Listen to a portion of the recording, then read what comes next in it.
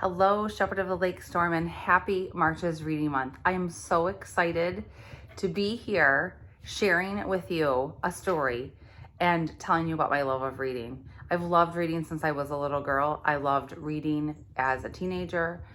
I loved it as a teacher, a mom, and I love it as a principal. Still to this day, one of my favorite things to do is to have a book, get lost in it, and then be sad when it's over. I'm really excited to share with you one of my favorite books, and it is Miss Nelson is Missing.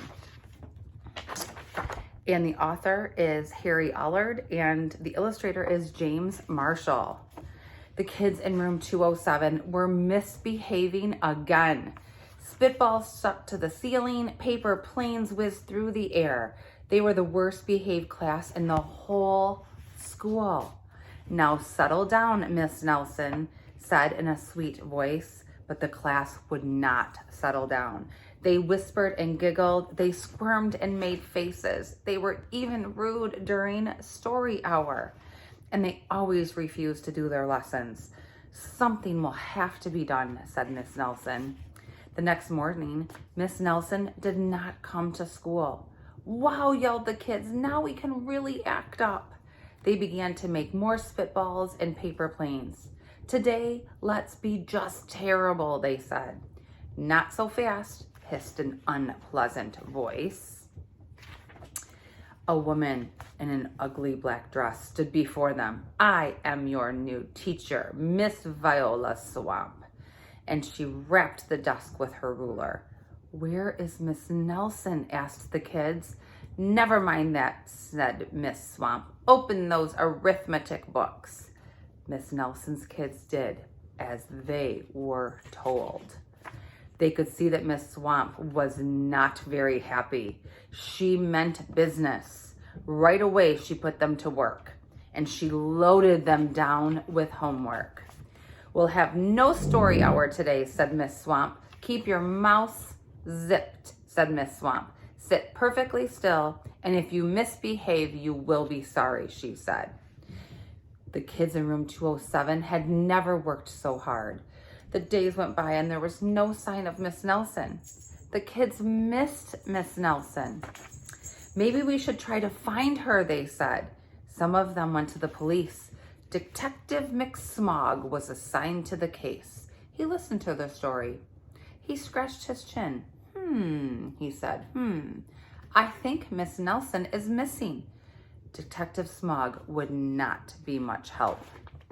Other kids went to Miss Nelson's house. The shades were tightly drawn and no one answered the door. In fact, the only person they did see was the sub, Miss Viola Swamp, coming up the street. "If she sees us, she'll give us more homework." They got away just in time. There she comes. "Maybe something terrible happened to Miss Nelson. Maybe she was gobbled up by a shark," said one of the kids. But that did not seem likely. "Maybe Miss Nelson went to Mars," said another kid. But that didn't seem likely either. "I know," said one. "Maybe Miss Nelson was carried off by a swarm of angry butterflies." But that was the least likely of them all.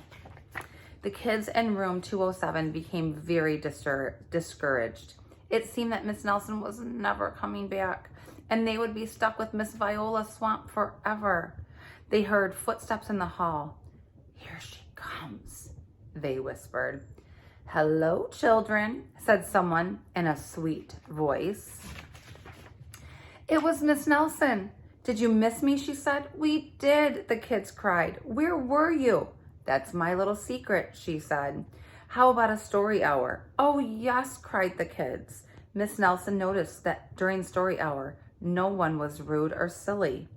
"What brought about this lovely change?" she asked. "That's our little secret," said the kids. Back home, Miss Nelson took off her coat and hung it in the closet, right next to that ugly black dress. When it was time for bed, she sang a little song. "I'll never tell," she said to herself with a smile. P.S. Detective McSmog is working on a new case. He is now looking for Miss Viola Swamp. I hope you enjoyed the story. I hope you will pick up a good book and get lost in it. And I hope you enjoy March's Reading Month. See you later.